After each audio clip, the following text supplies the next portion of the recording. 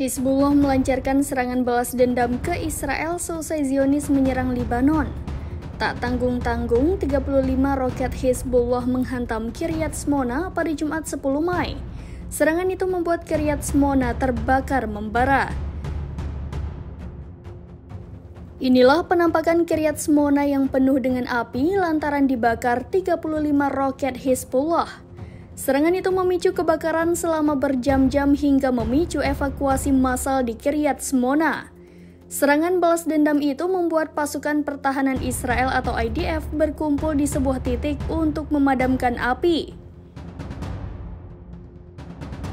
Namun mereka kewalahan lantaran terlalu banyak wilayah yang terbakar dengan kerusakan yang parah.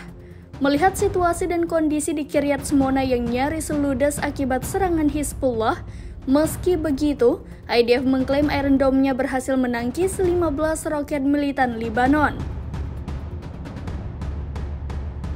Sementara Hizbullah mengaku bertanggung jawab atas serangan tersebut. Pihaknya mengatakan pejuang Hizbullah menggunakan puluhan roket Katyusha untuk menyerang Israel. Serangan tersebut adalah respon Hizbullah terhadap serangan Israel di desa-desa dan penargetan warga sipil di kota Tyre Harfa di Libanon Selatan.